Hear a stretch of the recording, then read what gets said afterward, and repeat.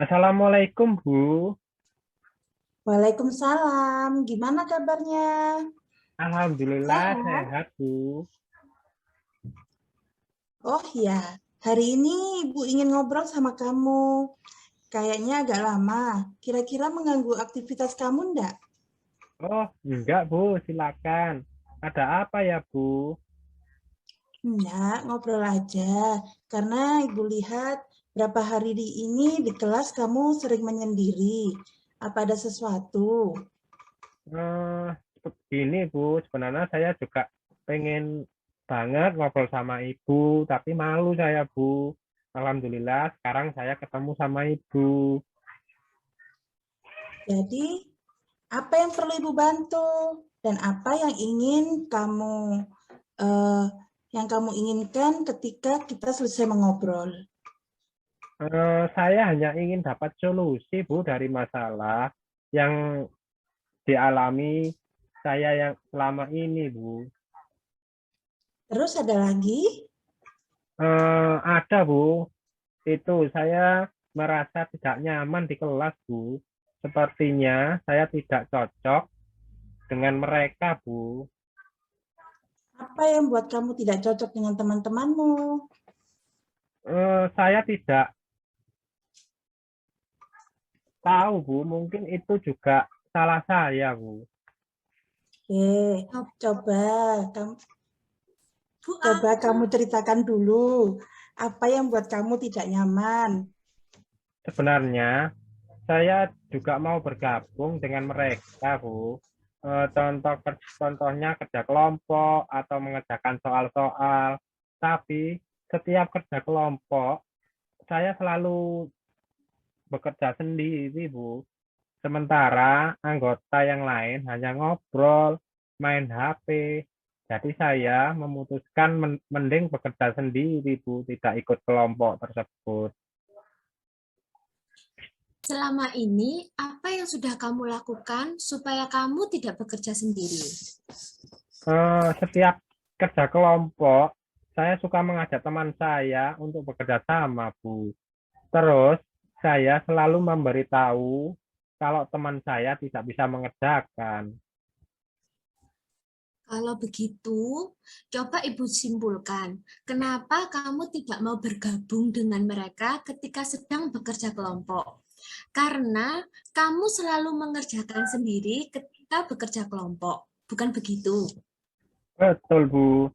Setiap pelajaran, apa saja, kalau mengerjakan soal di kelas itu pasti selalu saya yang mengerjakan, Bu. Oke, sekarang kamu sudah tahu apa permasalahan yang sedang kamu hadapi. Ada hal yang lain lagi? Eh, Sepertinya tidak ada, Bu. Sebenarnya teman saya di kelas itu baik-baik, Bu. Sopan, rasa kekeluargaannya juga kuat, Bu. Atau mereka pikir saya mampu ya, Bu. Cuma sayangnya ada tidak mau dibebani terus oleh mereka gitu, Bu. Nah, itu dia. Kamu dianggap pintar oleh mereka. Kira-kira untuk kedepannya, apa yang ingin kamu lakukan? Saya bingung, Bu. Harus bagaimana ya? Dan apa yang harus saya lakukan, Bu? Dari beberapa hal yang sudah kamu sampaikan kepada ibu, hal apa yang menjadi prioritas utama kamu sekarang? Oh, itu yang pertama, saya akan meminta maaf kepada mereka atas sikap saya, Bu. Terus yang kedua, saya memahami mereka karena ketidakmampuannya dalam mengerjakan sesuatu atau soal di kelas, Bu. Terus yang ketiga, saya bangga dipercaya mereka dan mau ikut bekerja sama, tidak menyendiri lagi gitu, Bu.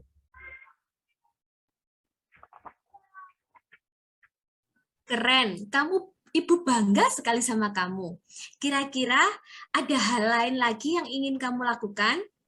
Hmm, saya akan membuat kelompok belajar di kelas, Bu, dan saya bersedia apabila diperlukan untuk membimbing mereka selama saya mampu membantu mereka, Bu. Nah, ini yang Ibu suka. Bisa jelaskan lagi ke Ibu lebih jauh lagi. Apa rencana kamu? Iya, Bu. Saya akan buat jadwal untuk menentukan harinya dan siapa saja yang mau ikut dalam kegiatan itu, Bu. Oh, apa yang kamu maksud itu tutorial sebaya? Loh, apa itu, Bu, tutorial sebaya? Ini tutorial sebaya itu adalah pemberian bantuan kepada teman-teman oleh teman yang memiliki prestasi yang lebih baik dan memiliki hubungan yang baik juga. Oh, iya, Bu. Akhirnya saya paham. Nah, dari obrolan ini, apakah kamu bisa mengambil kesimpulan apa yang akan kamu lakukan berikutnya? Saya akan bergabung dengan teman dan bekerja sama jika belajar kelompok, Bu. Dan saya akan membuat tutorial sebaya yang seperti Ibu sebutkan tadi, Bu. Ibu suka dengan apa yang kamu capai dalam kegiatan kita ini. Lalu, apa komitmen kamu yang akan kamu lakukan berikutnya? Selepas dari sini, saya akan menemui teman saya di kelas, Bu, dan akan mengungkapkan kegiatan yang akan direncanakan ke depannya gitu, Bu. Oke, siapa yang bantu kamu menjalankan kegiatan ini? Saya akan coba meminta bantuan teman saya Ari namanya, Bu, untuk mengingatkan dan membantu saya dalam menjalankan komitmen saya, Bu. Oke, ini baru hebat. Kamu pasti bisa. Selamat Oh, ya. iya, Bu, terima kasih atas bantuannya. Oke, jangan sungkan-sungkan kalau mau cerita lagi sama Ibu ya, Nak ya. Iya, Bu. Oke, terima kasih. Sama-sama. Alhamdulillah, kegiatan kucing hari ini berjalan dengan baik. Berdasarkan konsep Tirta, yaitu meliputi kegiatan, tujuan, identifikasi masalah, rancangan aksi, dan tanggung jawab. Dari apa yang sudah dipraktekkan dalam proses kucing tadi, dapat diambil kesimpulan. Yang pertama adalah tujuan dari kucing itu sendiri, di mana Bu Rika sebagai coach sudah menanyakan apa tujuan dari kucing untuk pertemuan saat ini. Hal ini tampak ketika coach menanyakan apa yang ingin kamu capai di akhir diskusi kali ini. Kemudian kucing dapat menyampaikan tujuan yang hendak dicapai dengan jelas. Hal itu dapat dilihat dari jawaban kucing. Saya hanya ingin mendapatkan solusi dari permasalahan saya. Kemudian coach berusaha untuk membuka kembali dengan pertanyaan-pertanyaan pembuka dan mengarahkan tujuan sehingga tampak dalam kegiatan ini. Selanjutnya yang kedua adalah identifikasi. Identifikasi di sini memberikan pertanyaan dan umpan balik yang mengarah pada penggalian potensi dan alternatif solusi kucing. Jadi, coach berusaha menggali permasalahan yang dihadapi oleh kucing dengan pertanyaan, coba ceritakan kenapa kamu tidak nyaman di kelas. Kemudian, coach berusaha menggali permasalahan lain yang dihadapi dengan pertanyaan-pertanyaan terbuka. Dan kucing menceritakan permasalahannya dengan tanpa paksaan, serta coach aktif memberikan tanggapan dan umpan balik. Kemudian yang ketiga adalah rencana aksi. Di sini coach berusaha memancing kucing dengan pertanyaan terbuka yang mampu menarik kucing dalam pengambilan keputusan secara mandiri. Hal tersebut terlihat dalam pertanyaan coach. Dari beberapa hal yang sudah kamu jelaskan, hal mana yang menjadi prioritas utama kamu? Dari pertanyaan tersebut, Kuci dengan tanpa disadari menjawab pertanyaan-pertanyaan yang mengarah pada langkah-langkah yang akan dilakukan selanjutnya. Kemudian yang keempat adalah tanggung jawab. Di sini yang menjadi tanggung jawab dari coach adalah memberikan pertanyaan-pertanyaan yang mengarah Kuci membangun komitmen, yaitu tentang apa komitmen yang akan dijalankan, kapan pelaksanaannya, dan siapa yang terlibat di dalam pelaksanaannya.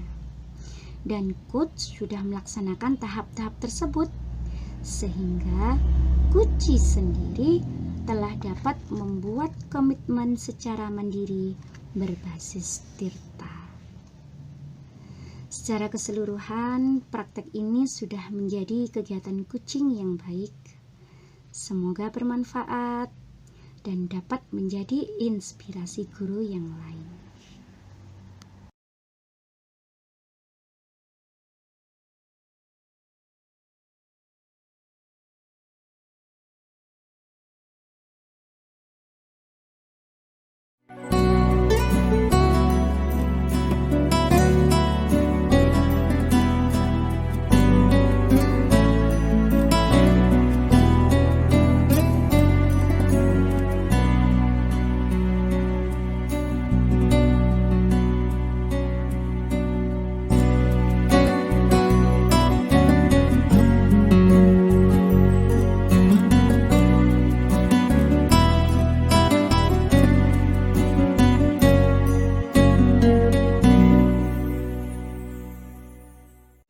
Rangga, kenapa kamu berdiri di sini? Ada apa?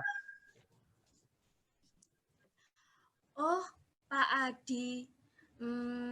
Kebetulan ketemu Pak Adi di sini. Apakah Pak Adi punya waktu sebentar? Saya ingin berbicara dengan Pak Adi. Oh iya, tentu Bapak ada waktu. Ayo kita berbincang di gazebo di sana. Baiklah, ada apa Rangga? Coba ceritakan. Begini Pak, belakangan ini saya merasa tidak nyaman dalam satu mata pelajaran. Oh, apa yang ingin Rangga capai di akhir diskusi kita hari ini? Saya hanya ingin mendapat solusi dari masalah saya, Pak. Terus, ada lagi, Kak? Saya bingung, Pak. Mengapa saya diperlakukan tidak adil oleh salah satu guru mata pelajaran? Kira-kira apa ya, Pak, yang harus saya lakukan? Boleh ceritakan ke Bapak apa yang kamu rasakan saat ini?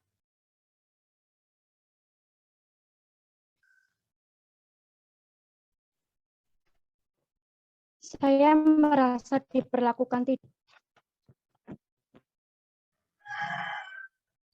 Apa yang membuatmu merasa tidak adil dari guru tersebut? Begini, Pak, guru tersebut membuka les privat dan sebagian besar murid di kelas mengikuti les privat tersebut. Kecuali saya, Pak. Saya merasa tidak nyaman ketika guru sering menyindir murid yang tidak mau ikut les privat tersebut. Terus, selain tidak nyaman, adakah hal yang lain yang kamu rasakan? Selain tidak nyaman, saya merasa bahwa nilai yang diberikan pun tidak adil, Pak. Para murid yang mengikuti les privat di guru tersebut mendapatkan nilai yang lebih tinggi dari saya. Padahal sebelumnya saya selalu dapat nilai tertinggi di kelas, Pak. Jika boleh Bapak tahu, seperti apa ketidakadilan yang kamu maksudkan itu? Dan bisa kamu ceritakan lagi ke Bapak. Begini, Pak. Rasanya saya sudah menjawab soal-soal yang diberikan dengan baik dan benar dalam ulangan itu. Tapi mengapa nilai yang saya dapatkan kecil ya, Pak ya? Selama ini langkah-langkah apa yang telah kamu ambil dalam menghadapi masalahmu itu? Selama ini saya sudah rajin belajar dan mengulang pembelajaran yang didapat di sekolah, Pak. Jadi saya menduga-duga bahwa saya mendapat nilai kecil karena tidak mengikuti les privat di guru tersebut, Pak. Apakah kamu pernah mendiskusikannya dengan guru yang bersangkutan? Belum sih, Pak. Tapi yang saya lihat sebelum mereka ikut les privat ke guru tersebut, saya selalu merasa nilai saya paling tinggi. Namun setelah mereka les dan saya tidak, nilai saya selalu lebih kecil. Baiklah, terus kesempatan apa yang kamu miliki sekarang, Rangga?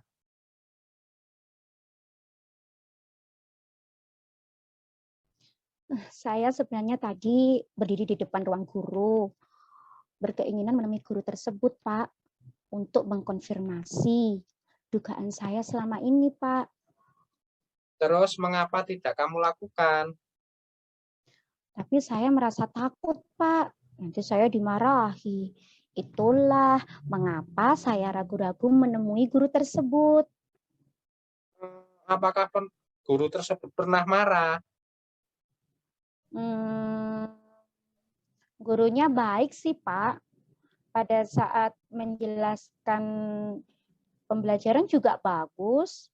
Dan saya senang kok diajar oleh guru tersebut.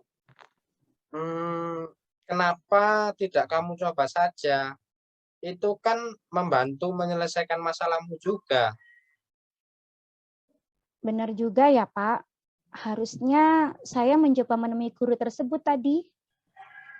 Bagus. Setelah kamu bertemu guru tersebut, apa yang ingin kamu sampaikan?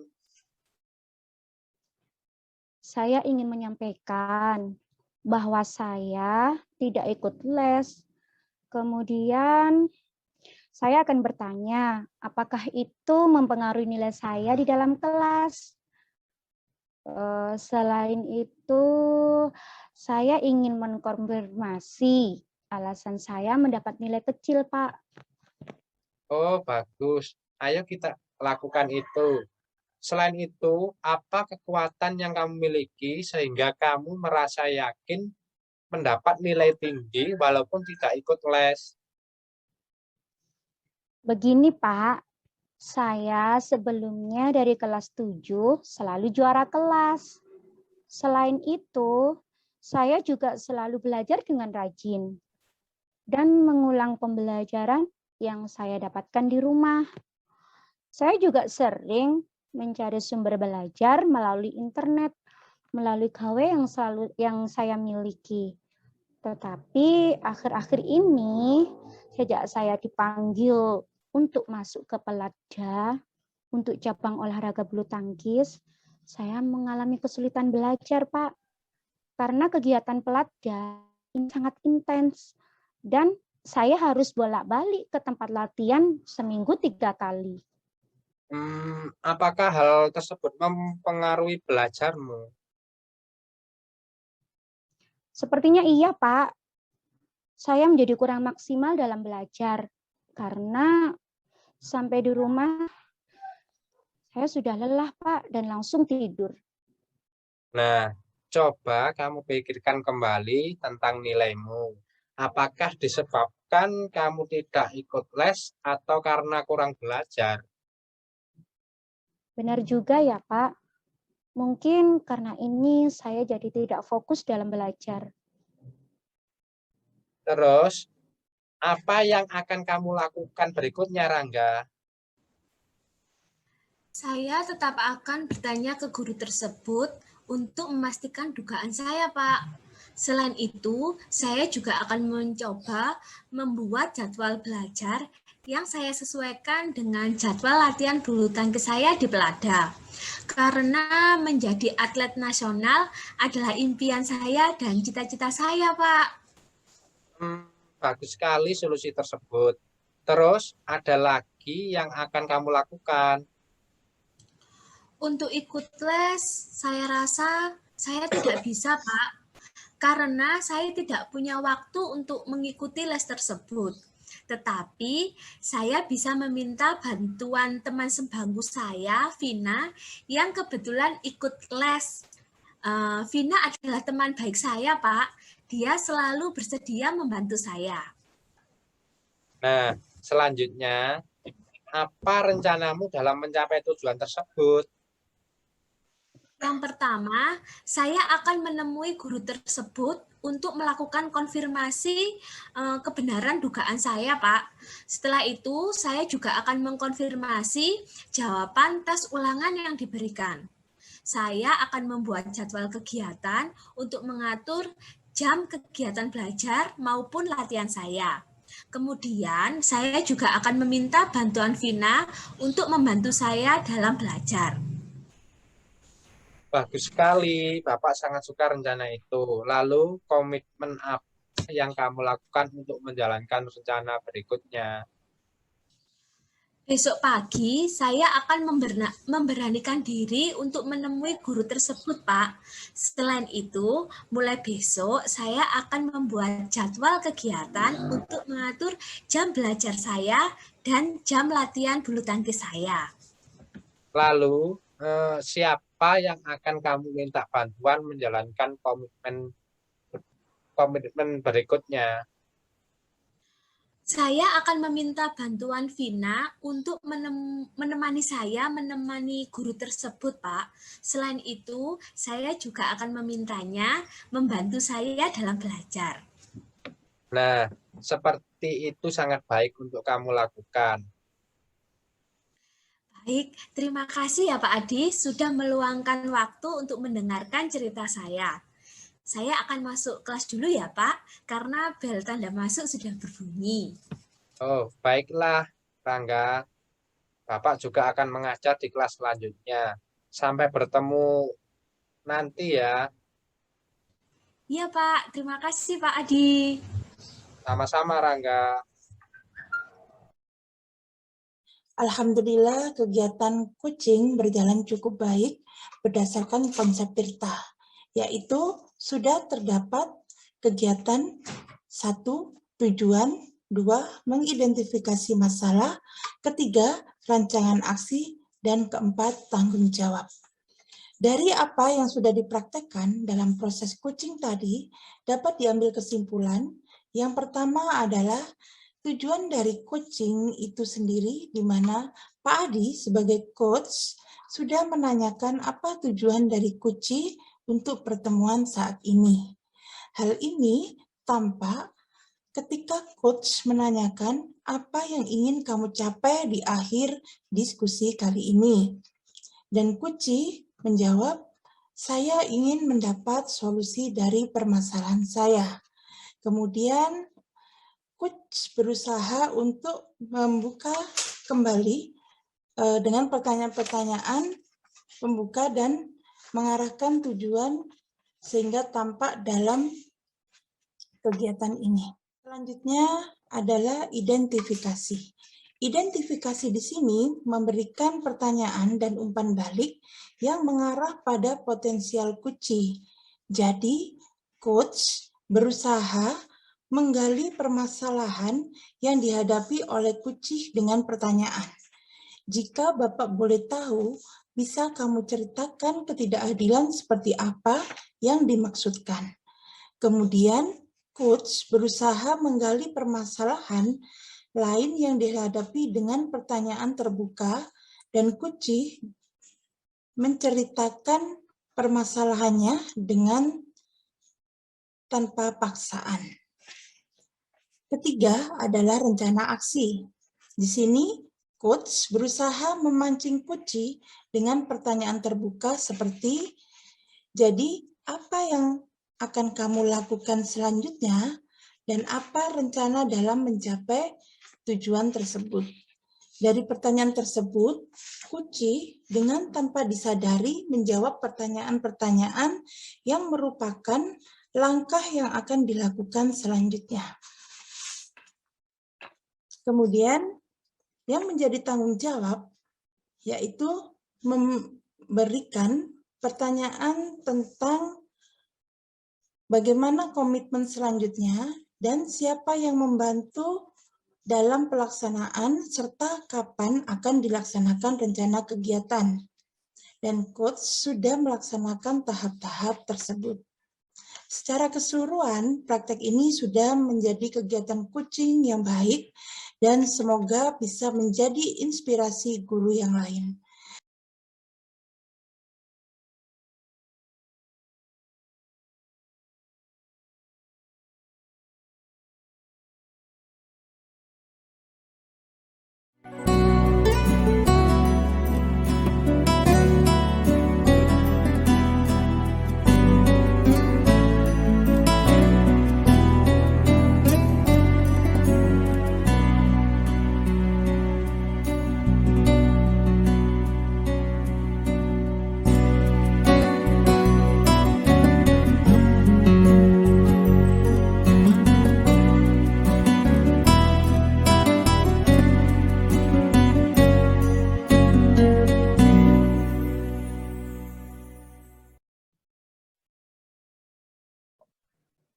Assalamualaikum warahmatullahi wabarakatuh. Kami di sini kelompok 1 akan berkolaborasi tentang kasus 3. Coach guru, coach C, rekan guru, dan pengamat. Dengan kronologi kasus yang akan saya bacakan, yaitu rekan Anda bercerita jika dia baru saja mendapatkan teguran dari kepala sekolah, yang menerima laporan dari pengawas sekolah, yang melakukan supervisi saat ia mengajar. Pengawas sekolah yang melakukan supervisi tampak keberatan ketika rekan Anda mengajar tanpa buku teks. Rekan Anda mengajar dengan memanfaatkan sumber-sumber belajar lainnya. Ketika diingatkan pengawas tersebut, rekan Anda menyampaikan jika ia tetap mengacu pada kurikulum walaupun tidak menggunakan buku teks. Pengawas tersebut tampaknya tersinggung dan memberikan laporan tentang hal itu kepada kepala sekolah.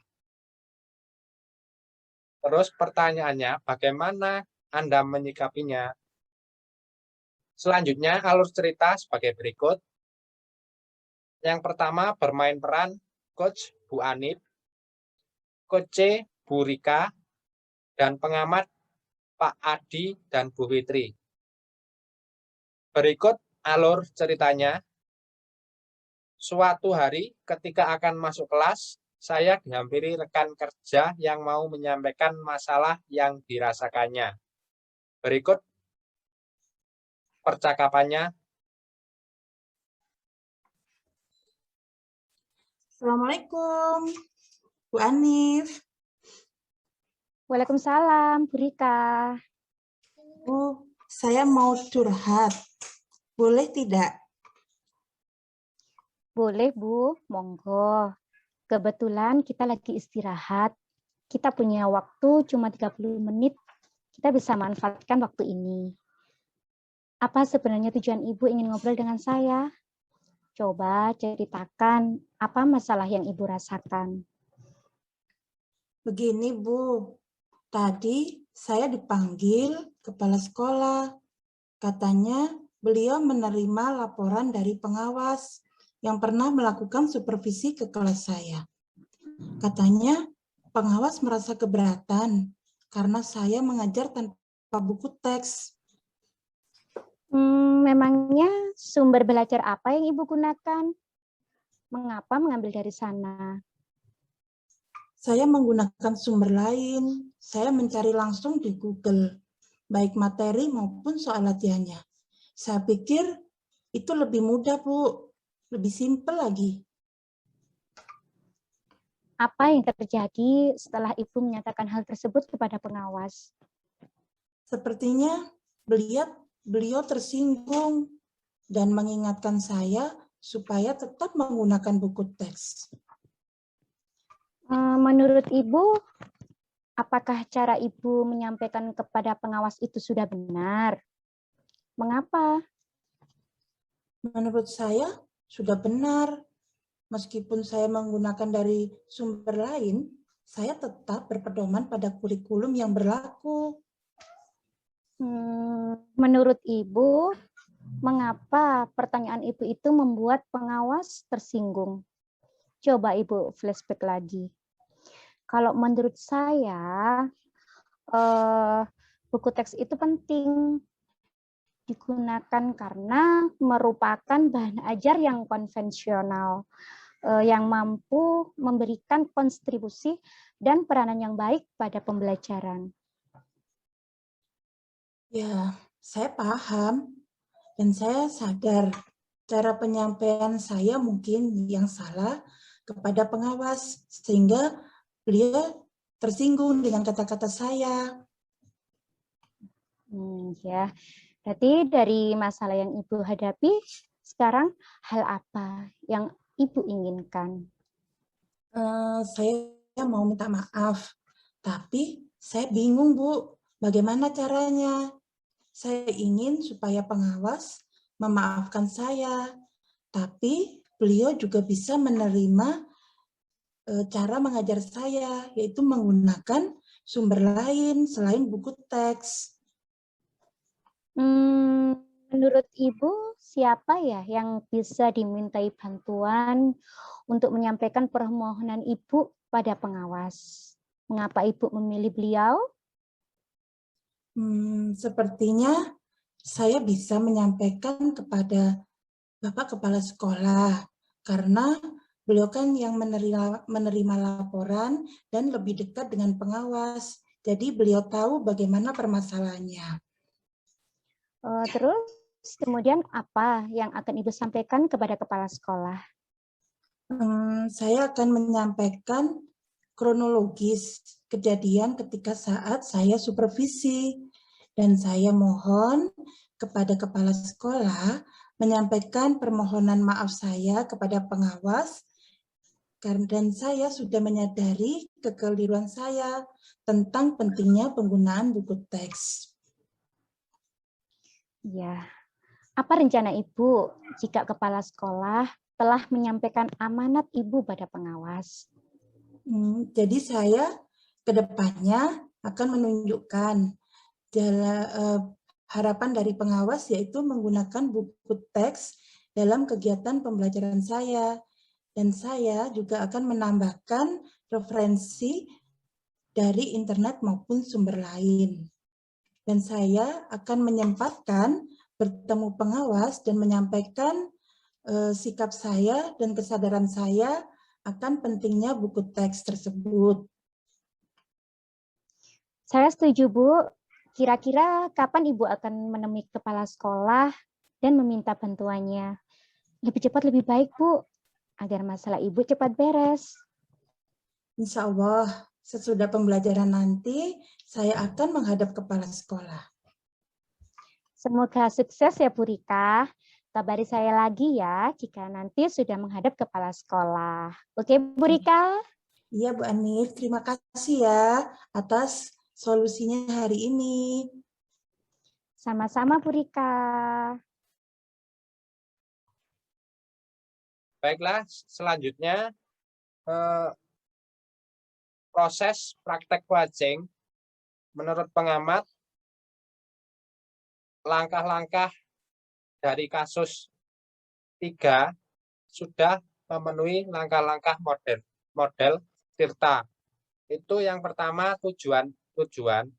tujuannya sudah menyampaikan tujuan sebagai coaching. Coach sudah baik menyampaikan pembuka. Coach C dapat menyampaikan tujuan yang hendak dicapai secara jelas. Yang berikutnya nomor 2 yaitu identifikasi, yaitu memberikan pertanyaan-pertanyaan dan umpan balik yang mengarah pada identifikasi potensi coach C. Pertanyaan coach sudah bersifat terbuka dan mampu mengeksplorasi coach C memberikan respon dengan lancar. Potensi dan alternatif solusi sudah tergali. Coach aktif memberikan tanggapan dan umpan balik. Berikutnya nomor 3 yaitu rencana aksi. Rencana aksi ini memberikan pertanyaan dan umpan balik mengenai rencana aksi coach C dalam menyelesaikan permasalahannya. Coach sudah mampu memberikan pertanyaan pengambilan keputusan secara mandiri oleh coach C. Coach membuat coach C mengeksplorasi jawaban sehingga menjadi jawaban yang lebih spesifik. Yang terakhir yaitu tanggung jawab. Memberikan pertanyaan-pertanyaan dan umpan balik mengenai komitmen coach C dalam menjalankan rencana aksi berikutnya, yaitu coach mengarahkan coach C membangun komitmen. Coach C sendiri telah dapat membuat komitmen secara mandiri dengan berbasis TIRTA, yaitu tujuan, identifikasi, rencana aksi, dan tanggung jawab. Sekian kolaborasi dari kelompok 1. Saya akhiri. Wassalamualaikum warahmatullahi wabarakatuh.